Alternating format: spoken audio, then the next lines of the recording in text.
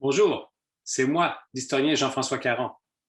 Dans une capsule précédente, je vous ai expliqué qu'une légende trouve généralement sa source dans une histoire véridique.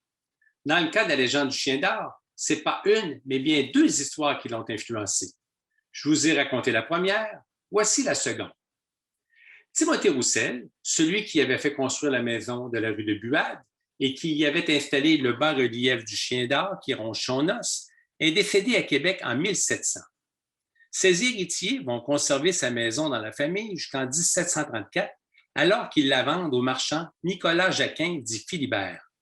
C'est lui qui va l'agrandir, mais en prenant soin de bien conserver à sa place la pierre du chien qui ronge son os. Il y ajoute cependant une pierre datée de 1736 pour marquer l'année de l'agrandissement. C'est ce qui fera croire à bien des gens que la pierre du chien d'or a été placée à cet endroit en 1736, alors qu'on sait que ça avait été fait beaucoup plus avant. À cette époque, beaucoup de soldats vivaient à Québec, mais on ne disposait pas encore de casernes pour les héberger. Ils se présentaient donc chez les habitants avec un billet de logement signé par le gouverneur et les citoyens étaient obligés de les héberger et de les nourrir. Ils n'avaient pas le choix. Philibert mène ses affaires sans histoire et tout va bien lorsque le 20 janvier 1748, Pierre Jean-Baptiste François-Xavier, le gardeur de Repentigny, un officier militaire des troupes de la marine, se présente chez lui avec un billet de logement. Malheureusement, ce jour-là, Philibert n'est pas de bonne humeur et il refuse d'accueillir Repentigny chez lui. La discussion qui s'engage dégénère en dispute. Le marchand menace l'officier en levant le bâton qu'il a à la main et l'officier riposte d'un coup d'épée. Philibert est blessé. Il meurt le lendemain en ayant toutefois pardonné à son agresseur.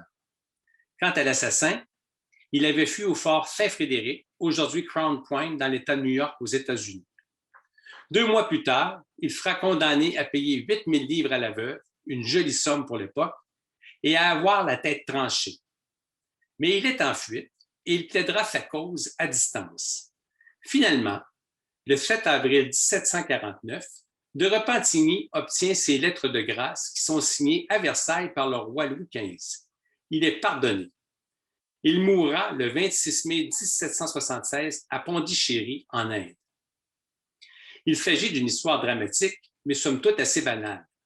C'est probablement pour ça que la culture populaire a voulu l'agrémenter pour la rendre plus belle et créer ainsi la légende du chien d'or. Je vous raconterai tout ça dans une prochaine capsule.